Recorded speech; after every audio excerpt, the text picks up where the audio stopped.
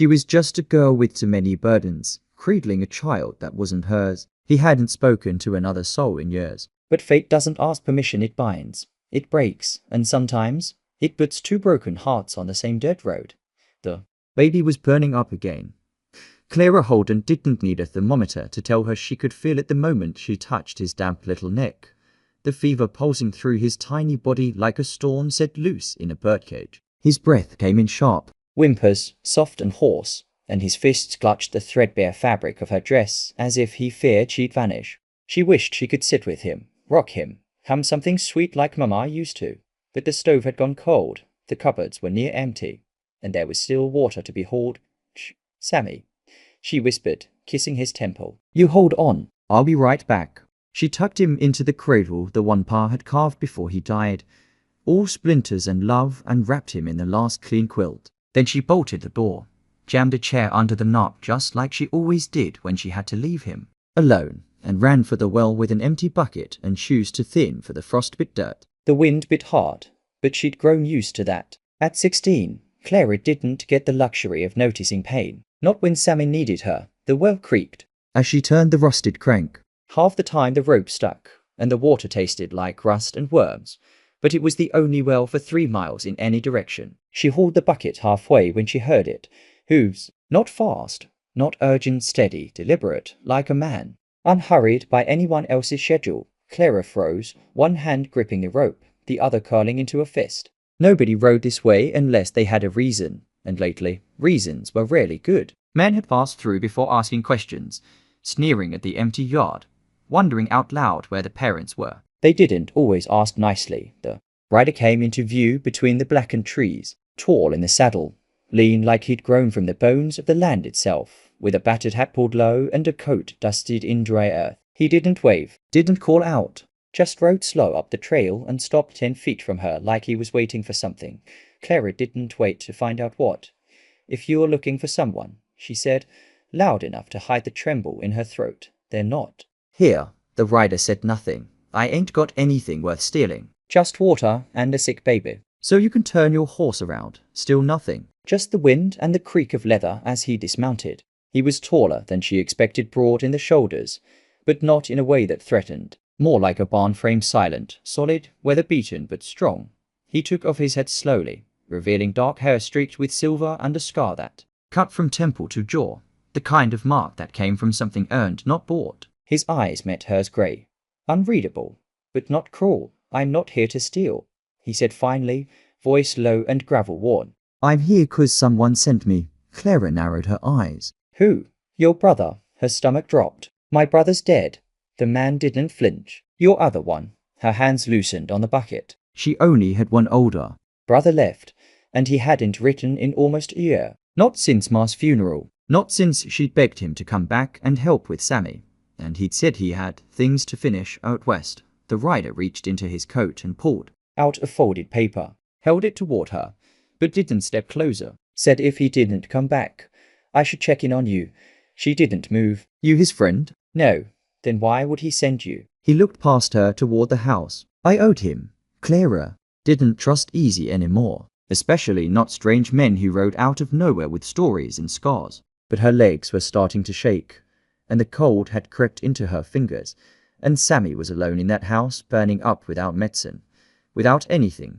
She snatched the letter from his hand and ran for the house without another word. Slammed the door behind her, heart pounding. The baby was still crying soft now, exhausted. She held him close with one arm, unfolded the letter with the other. It was Caleb's handwriting. "No doubt, Clara, if this finds you, it means I didn't make it home. I tried, I swear. I was trying to earn enough to come back right." The man holding this, his name's Elias. "He's not a talker, but he's good. Better than most. He saved my life once. I told him about you, about Sammy. If you let him, he'll help. If not, burn this. Forget I ever sent it."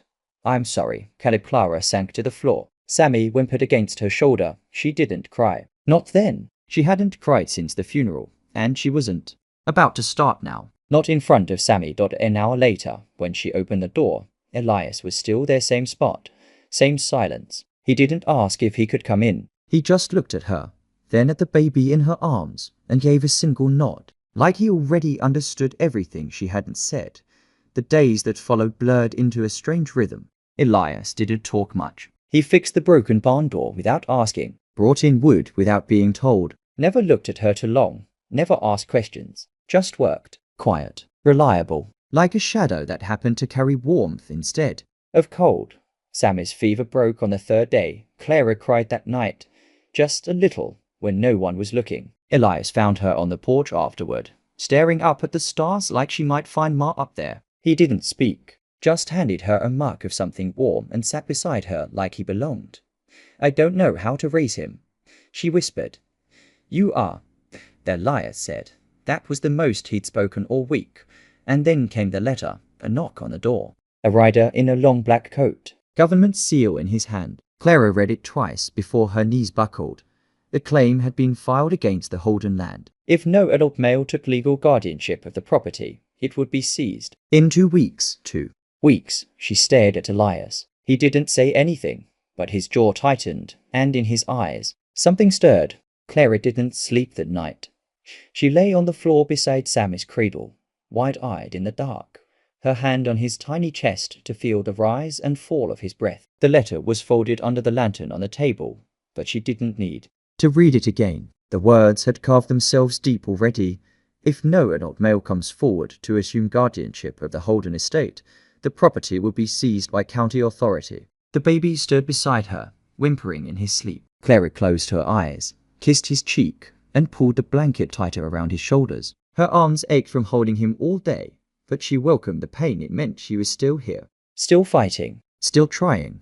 Outside, she could hear Elias moving quiet footsteps on dirt, the creak of leather, the slow, methodical rhythm of a man who didn't sleep much either. He hadn't said anything when she showed him the letter. Just read it. Once, jaw tight, and handed it back without comment. She thought maybe he'd leave after that. He did in single quotes T.by morning. He'd already saddled the mule and chopped another stack of wood, like nothing had changed. Clara boiled water in the iron kettle and tried not to look at the letter again. But it was all she could think about. I can't lose this place, she said suddenly, her voice sharp in the stillness. It's all I have. It's all Sammy has. Elias didn't look up from the fence he was repairing. Then we won't let it go. Clara blinked. He didn't answer, just drove another nail into the rotting beam. She walked to the porch, arms crossed against the cold. You don't owe us anything. You said you were just doing a favor for my brother. Elias wiped the sweat from his brow with his sleeve. I said I owed him. I didn't say I was leaving, but you don't know us. You don't know me.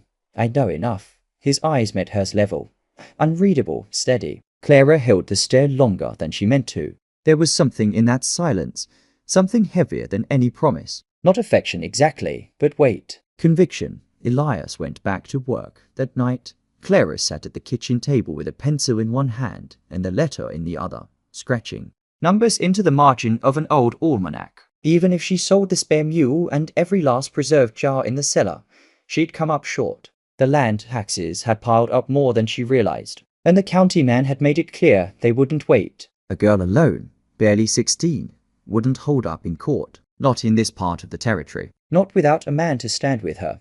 She glanced at Elias, who was whittling something by the fire, shoulders bathed in orange glow. She tried to picture him in a courtroom. Standing silent beside her was some judge with grey whiskers tried to tear her world apart. She tried to picture him leaving after that, his debt to Caleb repaid, but she couldn't. The next day brought more riders, 2 of them. Men in tan dusters with hard eyes and clean boots. Not drifters surveyors. Government men, Clara guessed. They didn't bother dismounting. Just read of the same legal thread printed on the letter and tip their hats like it was nothing personal. Elias stood behind her the whole time, arms crossed. He didn't say a word, but something about the way he stood solid, unmoving made the men leave quicker than they came afterward. Clara sank into the porch chair, dizzy. I can't fix this, she whispered. Not like this. Elias crouched beside her, his voice low. Then we do something else. Like what? She sapped, eyes wet. Lie? Pretend I'm older? Fake a deed? No, he said, gaze steady. We marry. She laughed short, bitter, then stopped when she realized he hadn't smiled. You're serious? He nodded once. That's insane. You don't know me. We've barely spoken. I know what you're fighting for. That's enough. Clara stood, heart hammering. You don't even want this. No, Elias said, but I want you to. Keep this land. Tears slipped from her eyes before she could stop them. Why would you do that? He hesitated, then said quietly, because someone once did it for me. That was all he offered. He didn't push, didn't plead, just let the truth hang there between them like a branch weighted by snow. Clara walked back into the house without answering, the silence clinging to her shoulders like another layer of grief. 2 nights later, the preacher came in secret. Elias stood stiff and quiet by the hearth, his hat clutched in both hands like a man preparing for a funeral rather than a wedding. Clara wore her mother's faded shawl and tried not to shake. Sammy slept in a basket at their feet, unaware. The vows were short. Neither of them said love, but when Elias placed the ring a simple band he'd carved from oak on her finger, Clara's hands stopped trembling. That night, they didn't speak much. She lay on her side of the bed, eyes wide, staring at the dark ceiling. Elias slept on top of the covers, near the window, boots still on. A wall of silence between them. Not cold, not cruel, just uncertain. In the morning, everything changed. The surveyors came back with a third man, a lawyer, all slick words and paper threats. Clara met them with the marriage certificate in hand, her chin raised high. She felt Elias beside her, tall and silent, and for the first time in weeks, she felt like the ground beneath her feet might actually hold. The lawyer blinked. "You're married?" "Yes," Clara said. "Married to Elias Walker," she said, louder this time. "My husband," the lawyer scratched something down. "And he intends to take full legal guardianship of both the land and your brother?" "Yes." Elias nodded once. The lawyer looked annoyed but had no argument. The law, once properly fed with paper, was content to roll over and sleep when the riders left. Clara exhaled for what felt like the first time in days. "You didn't have to do that," she said softly. "I know," Elias replied. She turned toward him. "But you did." He nodded again. Gaze far off. Weeks passed. Spring came early that year. The snow melted faster than expected, revealing broken fences and soggy fields. Elias rebuilt the barn door. Clara planted again. The days began to take on shape. Not peace, she didn't believe in that word anymore, but rhythm. Familiarity. Sammy laughed for the first time since the fever broke. A choked, sputtering giggle. When Elias made a face at him over breakfast, Clara dropped the ladle when she heard it. Just stood there, tears in her eyes, as Elias gently passed the baby back to her, like it was the most natural thing in the world. But not everything healed so cleanly. One afternoon, while Elias was splitting wood, Clara spotted a rider watching from the ridge, not a surveyor, not a neighbor. This man wore a wide-brimmed hat and a coat that looked too fine for honest work. His horse was jet black and restless. He didn't approach, just sat there, still as stone, watching the cabin with eyes too far away to read. When she blinked, he was gone. Clara told Elias that night. He didn't answer, just stood by the fire, arms folded. She saw the way his shoulders tightened, the way he kept glancing at the window long after the lamps were out. Something was coming, something from his past, and it wasn't done with him yet. The next morning, Elias was already gone by the time Clara woke. His side of the bed was cold, the covers untouched. She stood barefoot on the wood floor, listening for any sign of him. But the cabin was silent except for Sammy's soft breathing. In the cradle, the embers in the hearth had long since died. A note rested on the table, written in the same neat block letters she recognized from the names he'd carved into the shed. "Fixing fence by South Pasture." Back before dark, Clara stared at the words longer than she needed to. She wasn't sure what she expected. Maybe a reason why he hadn't said goodbye, or some hint of what had passed through his mind after she told him about the rider. But Elias was never one to explain things he thought didn't need explaining. That silence of his, it didn't always mean peace. Sometimes it meant warning. She dressed quickly and moved about her chores with attention beneath her skin. Every time the wind kicked up, she thought it was hoofbeats. Every distant crow call sounded like a rider's whistle. She tried to push it down, focus on the potatoes needing sprouting, on the stubborn calf in the pen, on keeping Sammy warm and fed. But all day long, her eyes drifted to the hills, to the spot where she'd seen that man watching when Elias returned. Just before dusk, he was dragging a broken fence rail behind him and said nothing until she asked. "I saw him too," he murmured, setting the rail down with a heavy thud. "3 days ago." Clara's throat tightened. "And you didn't tell me." "He wasn't close yet," Elias said. "I wanted to be sure." "Who is he?" Elias didn't answer right away. He walked to the water bucket, splashed his face, then leaned both hands on the basin like he needed something solid to brace against. His name's Merritt Kane. The name meant nothing to Clara, but the way Elias said it, the weight behind the syllables, made her blood run colder than the wind outside.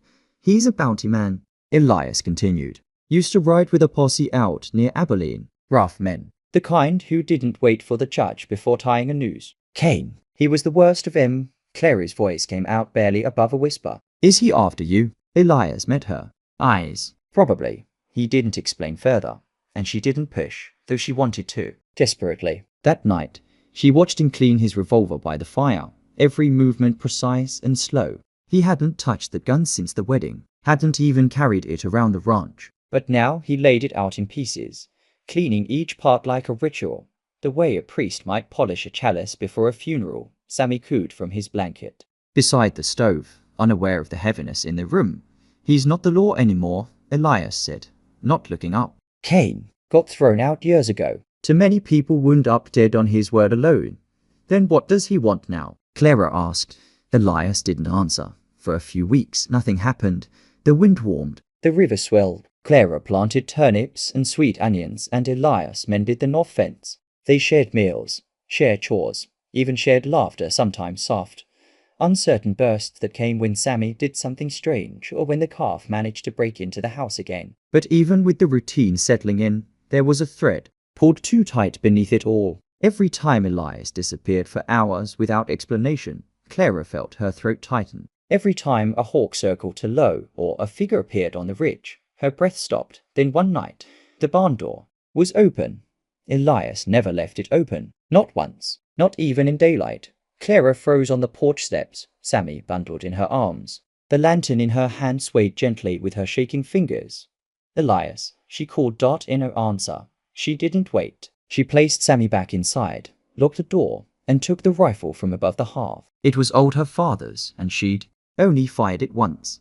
But her grip on it was steady as she crept down the path. The barn creaked in the wind. She nudged the door open with the barrel of the rifle. Heart pounding in her throat. It was empty. Nothing but hay, tools, and the mule chewing lazily in its stall. Then she saw the mark, a boot print in the mud, too fresh to be Elias's. Larger, deeper, and beside it, carved into the doorframe with a knife, a single letter. Clara stepped back so fast she nearly dropped the rifle. Her mouth was dry. She backed away from the barn, eyes scanning the trees, the hills, the ridge. The wind howled low, as if warning her. Elias returned just before dawn. He took one look at her pale face, the rifle in her hands, and said, "He was here." She nodded. "I should have told you more," he muttered. "Then tell me now," she said, voice sharp. He sat on the porch, hunched forward, elbows on knees. "I used to ride with Kane," he began. "Before he went bad. Before I saw what he really was." Clara stood still. He said it was about justice, about bringing order to wild places. But really, it was about fear, about control. We'd ride into towns like kings, take what we wanted, bury who we didn't. Her stomach turned. "You did that." Elias shook his head. "I followed, until one night I didn't. Kane tried to hang a man in front of his children for stealing back a horse we'd taken first. I pulled the rope down. What happened? He put a price on my head." Clara sat beside him, creeping the edge of the bench. "That was 5 years ago," Elias said. "I thought maybe he'd moved on. But Kane don't forget. He don't forgive." Clara was quiet a long moment. "Then why stay here? Why marry me? Put yourself back in the open." Elias turned toward her. "Because you're worth it." The words struck something deep in her chest, something she wasn't ready to name. That day, they made a plan. Elias moved his cot to the main room. He kept the rifle loaded by the door. Clara practiced reloading the revolver. They took shifts, watching the ridge. The silence between them grew tighter, but not colder. When he brushed her hand in the morning or placed a coffee mug beside her elbow, it lingered longer than necessary. Something unspoken threaded itself between each moment. Not romance, not yet, but trust, respect, a strange kind of closeness that grew stronger the longer they stayed afraid together. Then one night, Sammy woke screaming, not whimpering, not hungry but shrieking, fists clenched, face red, the kind of scream that rattled Clara to the bone. She rushed to the cradle, pulled him into her arms, tried to calm him, but he only screamed louder. And then Elias was there, revolver in hand, already moving toward the door. "Stay with him," he said, voice like steel. She tried to follow, but he held her back with one firm hand. "Clara, stay," she obeyed. Elias stepped into the night, barefoot, shirt half buttoned, eyes blazing. The barn was on fire. The flames had just begun licking the roof, smoke pouring out the open loft. Elias ran toward it without hesitation, flinging the door wide. Inside, the mule thrashed wildly in its pen, the fire crackling above. Elias disappeared into the smoke. Clara stood frozen in the doorway, Sammy wailing in her arms. Then she forced herself to move, grabbed a bucket, ran to the well, poured what little she could. But by the time she reached the barn again, Elias had the mule out, his shirt scorched, hands blackened, coughing but upright. They watched the barn burn together. "Cain did this," Clara whispered. Elias nodded once. "He's not gonna stop." "No," Elias said. "He's not." The next day, Elias packed a bag. Clara felt like her stomach dropped through the floor. "You're leaving?" "No," he said. "I'm riding out, just for a night." "Why?" "To end it." Elias, he turned to her, took her face in his hands. "If I don't come back, take Sammy. Go east, find the Daniels family in Haven Ridge, they'll help." Her voice cracked. "No, don't talk like that.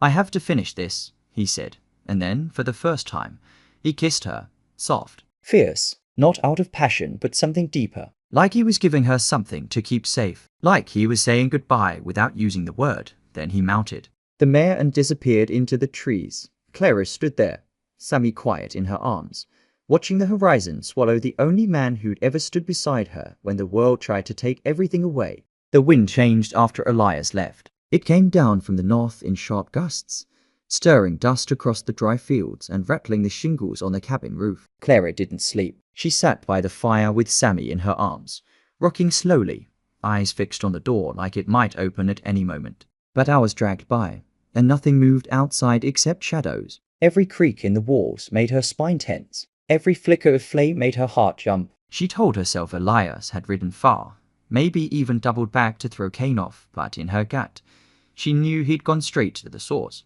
By dawn, Clara was pacing. Sammy stirred fitfully in the cradle, unsettled by something deeper than noise. She tried to settle her own nerves, but the image of Elias riding alone into the dark, carrying that old revolver and a silent rage, made her feel like the walls were closing in. She poured water over her hands, trying to wash the soot from her skin left by the fire, but it wouldn't come off. She could still smell the barn burning dot at midday. She saddled the mule. She didn't tell herself she was going after Elias. She didn't know where he'd gone, not exactly. But sitting and waiting wasn't something she could do anymore. Not after the barn. Not after the way he looked at her before leaving, like she was something worth protecting, worth dying for. She wrapped Sammy tight against her chest, bundled beneath two quilts, then rode toward the tree line.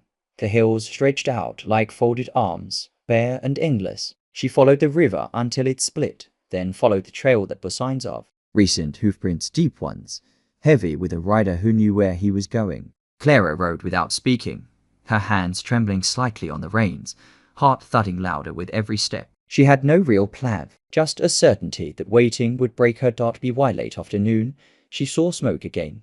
Not from a fire set for warmth. This smoke was darker, thicker. It curled into the sky in a tight funnel, rising from behind a cluster of cottonwoods at the base of a low ridge. Clara dismounted, heart in her throat. She left the mule tied near a stream and carried Sammy in her arms as she crept through the underbrush. Branches clawed at her sleeves. Thorns snagged her skirt, but she didn't stop until she saw the fire's source. A camp, tents half collapsed, horses untied and scattered, supplies flung in every direction like a storm had torn through. And near the center of it all two men, one on the ground, still, face down in the dirt, the other standing over him, holding a knife slick with red.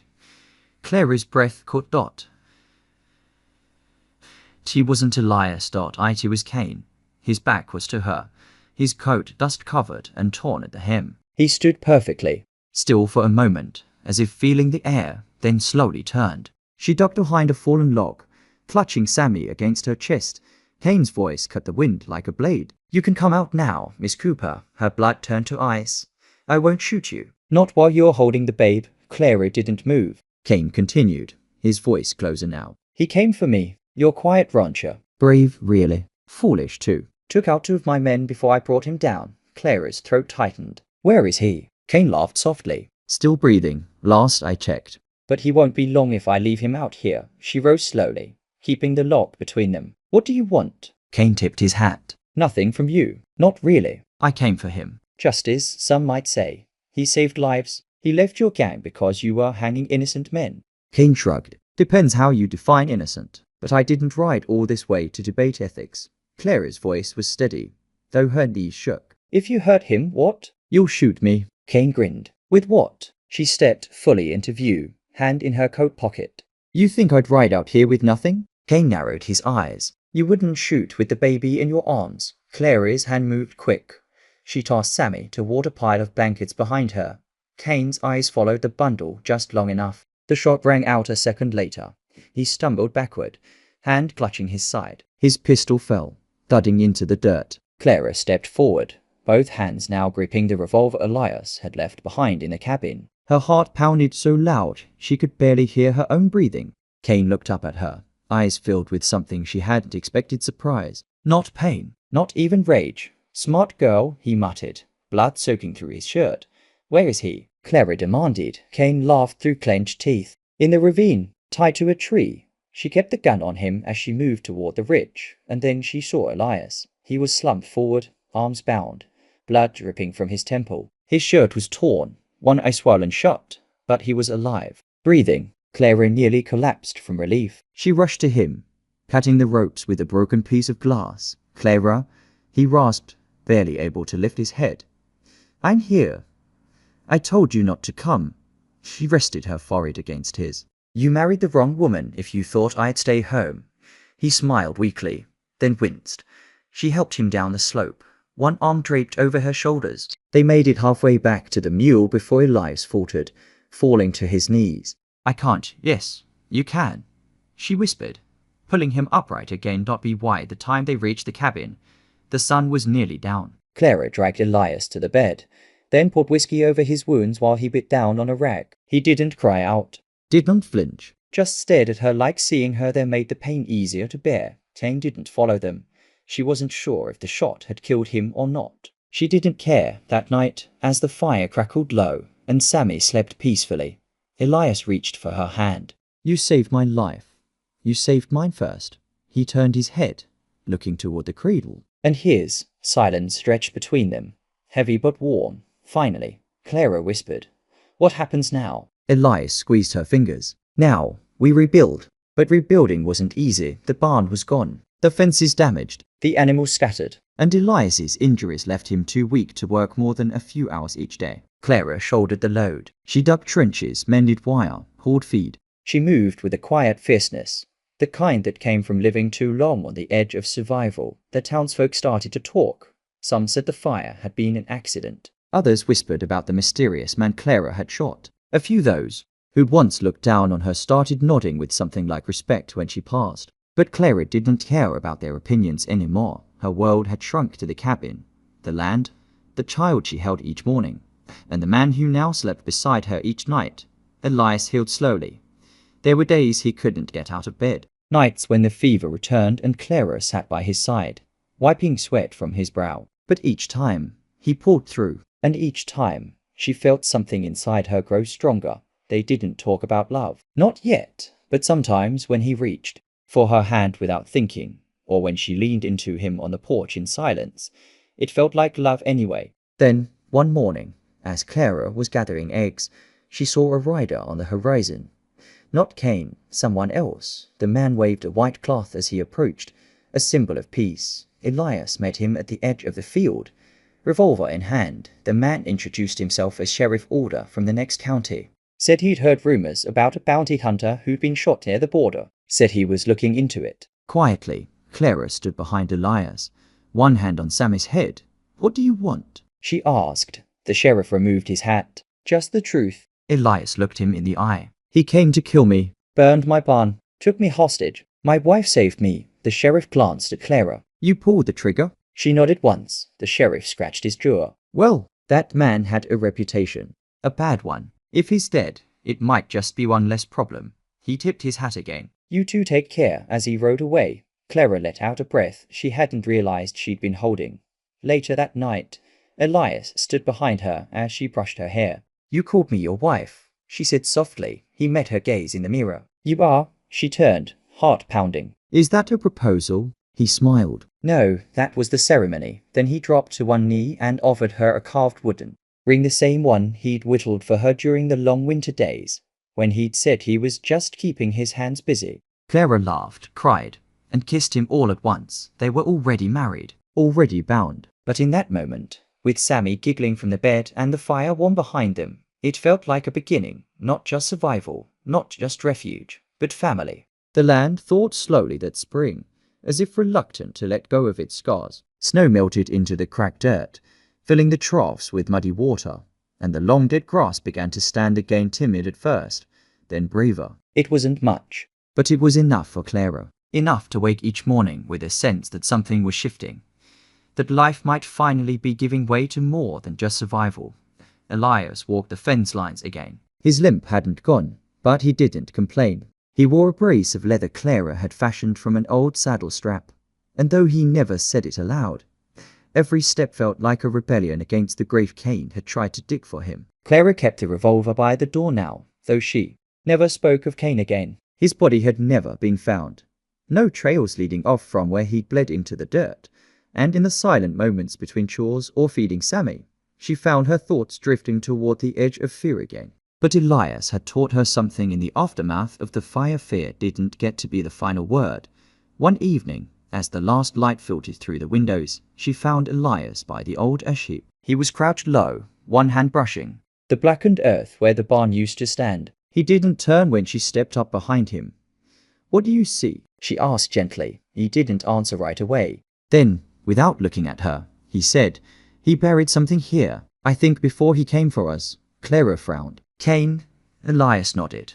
"I don't know what it is, but he doubled back before the fire. Found his tracks yesterday. Deep impressions, like he was carrying something heavy." Clara stepped closer. "Do you think he meant to come back for it?" "I don't know." The next morning, Elias brought out a spade. Clara held Sammy on her hip, watching as he dug slowly, carefully, his face set with the kind of determination she'd seen the night he pulled himself from that ravine. By noon, the shovel hit something solid, a metal box, rusted but intact. They opened it together on the porch. Inside were papers, maps, ledgers, a list of names with red circles around several. One of them was Elias's. Another was sheriff orders. Another marked with a cross was a man Clara recognized from the general store. The handwriting was Cain's. Sharp, angular, deliberate. "This wasn't about you," Clara whispered. Elias flipped through the pages. He was hunting them, one by one. "Why?" He didn't answer, but buried beneath the papers was a photo. A woman, young, hair tied back with a red ribbon. Beside her, a child, a little girl, both smiling.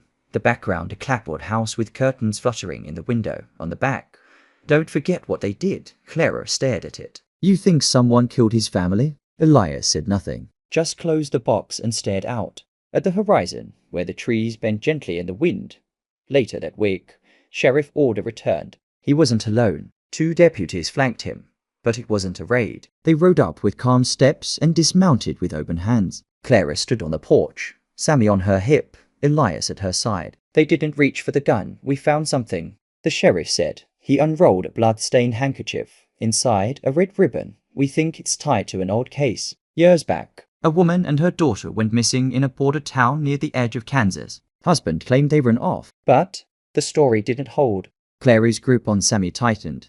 Elias asked, "The husband's name?" "Cain Mercer," the sheriff said. "Used to go by Carter. Changed it sometime after the girl's body was found in the river. The woman was never recovered." Clara felt the air thin. "So that's why he hunted." "Likely," Order said. "He blamed a group of men, some tied to the sheriff's office, others not. There was suspicion, no justice. So he made his own." Elias stepped forward. "He's still alive." The sheriff's eyes flickered. "You sure?" "He was shot, but not fatally. He knew the land. If he wanted to vanish, he could." Sheriff Order looked off toward the tree line, where the shadows pressed long into the grass. "If he's out there, we'll find him. If you see anything at all, you come to me. Don't play hero again, son." Elias nodded, but that night, he left the box buried again, deeper this time, sealed in oilcloth, Why? Clara asked.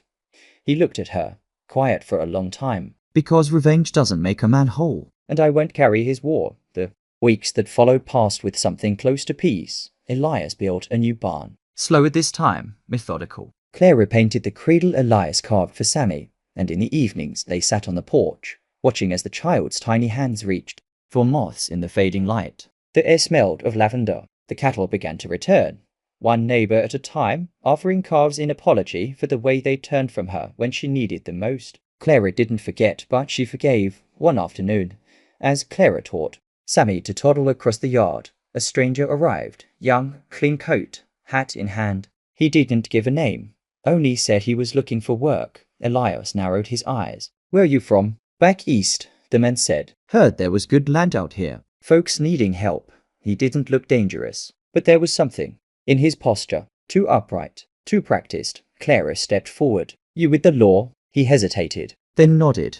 Pinkerton, he admitted. We're tracking a trail. Kane Mercer disappeared after a string of killings. Thought he might pass through these parts. Elias crossed his arms. And what if he did? Then he's dangerous. And he needs to be stopped. Clara's heart clenched. She saw the same photo in her mind, a woman.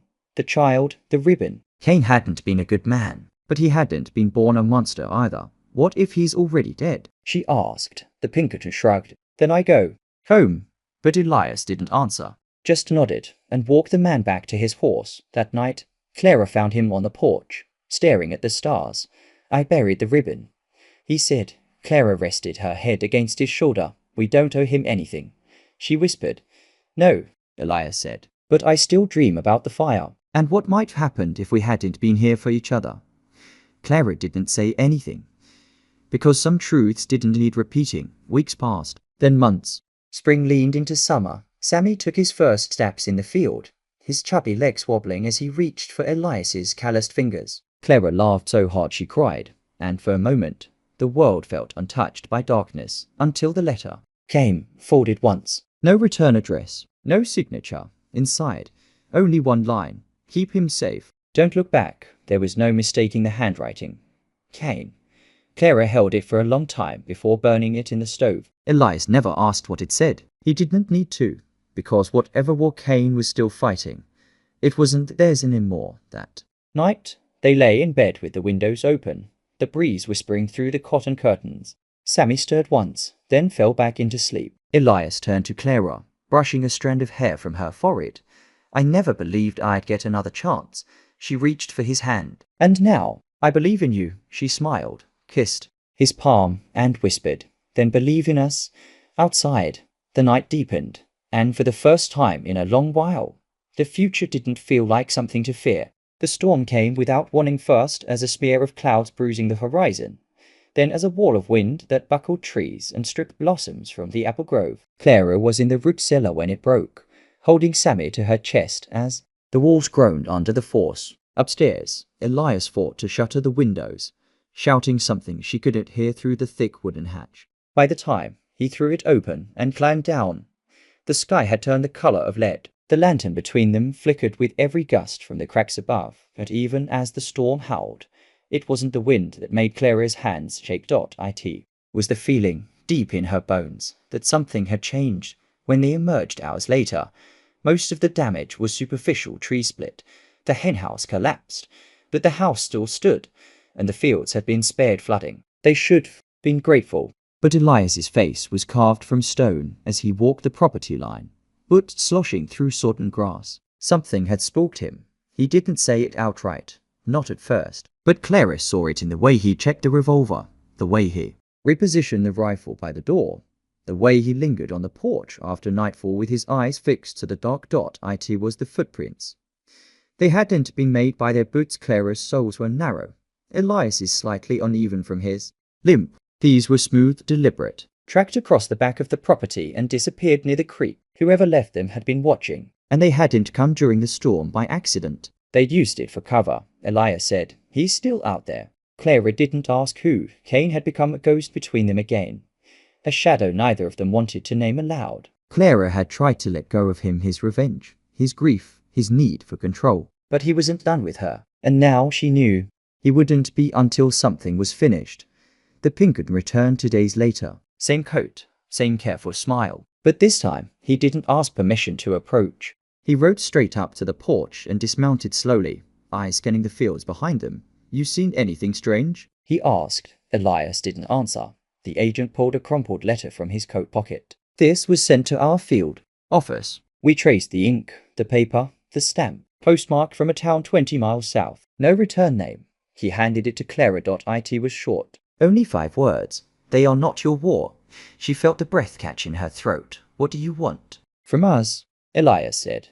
"Nothing," the agent said. "Not unless he reaches out again. Not unless you've been helping him." "We haven't," Clara said too quickly. The man raised an eyebrow, but didn't argue. "Be careful," he said, mounting. "Again. Ghosts don't sleep, especially the ones who think justice was stolen." That night, Clara and Elias packed a small bag, just enough for 3 days' bread, jerky, spare clothes, blankets. They left it beneath the floorboards, a quiet agreement between them. If the past came knocking again, they wouldn't wait to see who opened the door first. Sammy grew faster than expected. By midsummer, he'd begun stringing words together, chasing chickens with a stick, and trying to mimic Elias's walk by dragging his left leg behind him in exaggerated steps. It made Elias laugh, truly laugh, the kind of sound that didn't just rise from the chest, but from the belly, old and warm. But Clara couldn't shake the sense of eyes watching them. She started drawing the curtains again, started locking the back door before sunset, even though Elias told her there was no need. Her dreams were restless, always of fire, or the sound of footsteps crunching through wood leaves. Then the letter came, not in the mail this time, left on the table. Inside their home, neither of them had seen anyone come or go. No tracks, no signs of forced entry, just that folded piece of paper, set carefully beside Sammy's empty cup. Clara opened it with trembling fingers. "I never meant to hurt you, but I won't stop until the men who buried her are buried to and no signature. No threats, just a promise." Just came that night. Elias didn't sleep. He sat by the fireplace, staring into the flames until they burned down to embers. Clara stayed beside him, neither speaking, just listening to the house creak and settle around them. When dawn broke, Elias turned to her and said, "I think I know where he's going." Clara already knew what he meant. He wasn't talking about the house or the town. He meant the courthouse, the heart of where justice had failed Cain. The men on the list, the ones still alive. Elias reached into the drawer, pulled out the box they buried, now cleaned and catalogued. The list of names, the maps, the old photograph. Cain hadn't been bluffing. He'd been planning something bigger than vengeance. He was trying to finish a story no one else would write. "We have to warn them," Clara said. "Cain's not stupid," Elias replied. "He'll be watching, but if we do nothing, he'll paint the floor with more blood, and it'll be on us." They rode out that afternoon, left Sammy with Miss Drew, the schoolteacher who'd taken to visiting once a week. Clara hugged her brother so tightly he squirmed, and when she turned to mount the horse, she felt like her ribs had been crushed by her own heart. The ride to town was long, and the trail near the ridge had narrowed since the last storm. A fallen tree blocked their path just past Red Hollow. As Elias dismounted to clear it, Clara spotted the glint of metal buried in the grass. She slid down, brushing away dirt.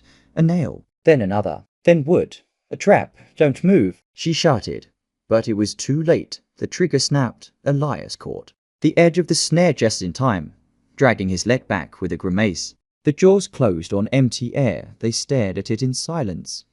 Cain had set it, not for them, but not caring who might step into it either.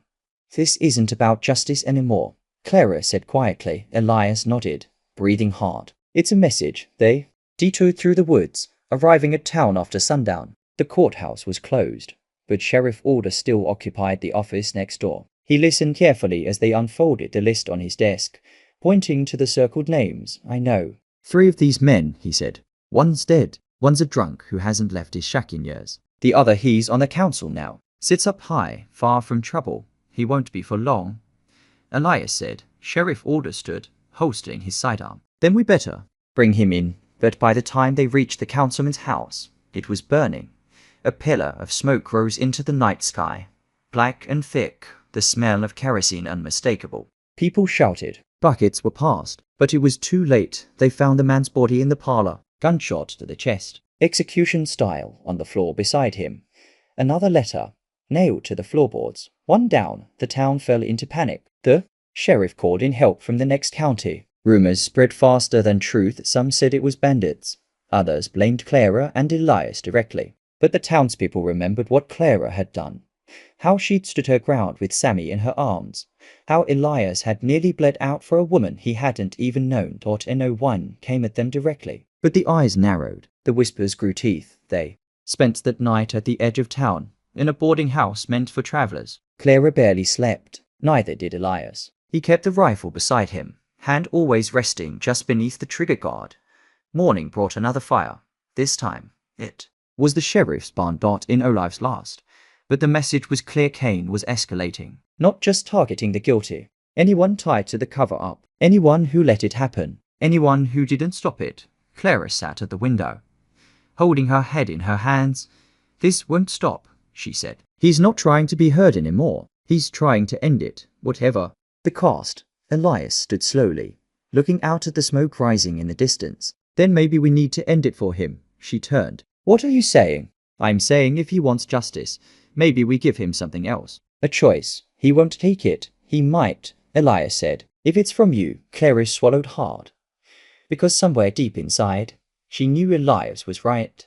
Kane hadn't broken the way most men did. He'd snapped in silence, piece by piece, until there was nothing left of the man he used to be. But he hadn't let go of her, not entirely. He left the letters. He left the ribbon. He'd stood in her house and left without hurting Sammy. That meant something. That meant there was still a part of him waiting for someone to stop him without putting him in the ground. By the time Clara stood at the edge of that clearing, the wind had died completely. It was the kind of quiet that made your ears ring. Elias stood a few paces behind her, rifle in hand.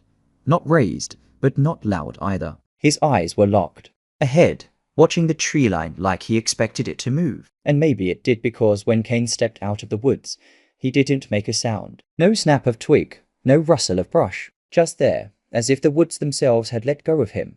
He looked thinner than Clara remembered. His clothes hung loose, coat torn at one shoulder. There was a streak of soot across his cheek and blood on his left boot. He had a revolver holstered, but his hand stayed empty. And when he looked at her, it wasn't with rage. It wasn't even grief. It was something far worse, disappointment.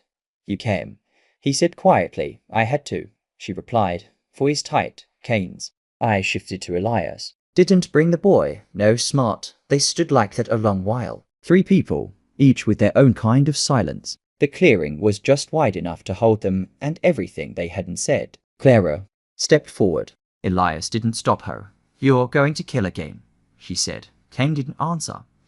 You think it'll bring her back? She asked, quieter now.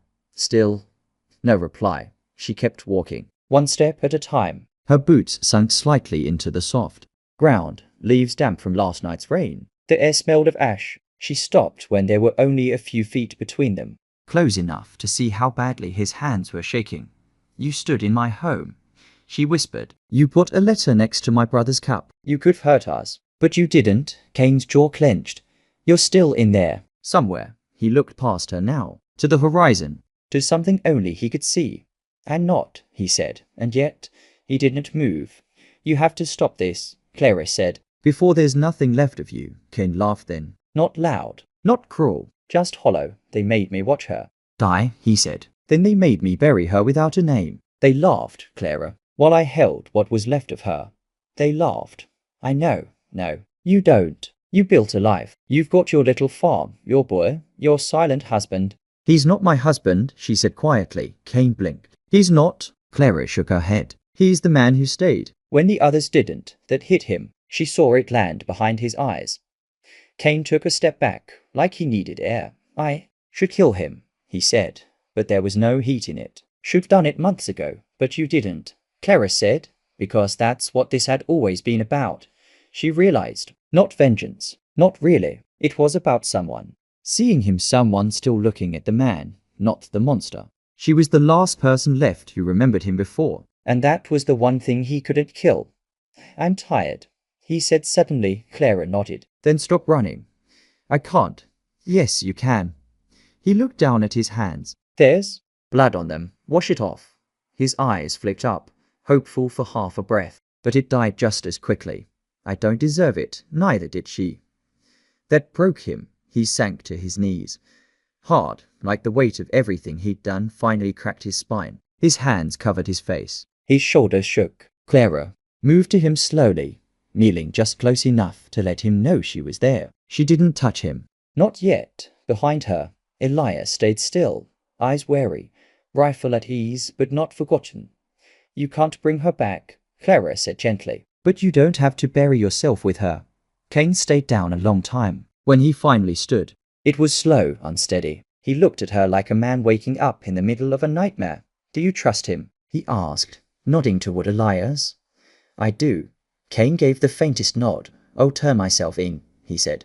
But only to you. Clara didn't smile, but she reached out a hand. Kane hesitated, then took it. The ride into town was quiet. They didn't tie him. He didn't run. Clara rode beside him, Elias behind. As they approached the town's edge, folks began to stare. Some recognized him. Most just knew the rumors. The man with the burned eyes. The vigilante ghost. Sheriff Order met them halfway, hands raised, weapon holstered.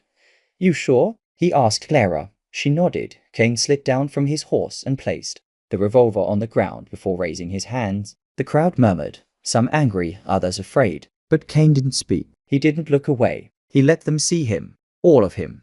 They locked him up in the old jail, 2 cells down from a drunk who never remembered his own name. Sheriff Order agreed to keep things quiet until a judge could be brought in from the county. No trial by mob. No midnight justice. Clara visited him the next morning. He was sitting on the cot, eyes red but clear.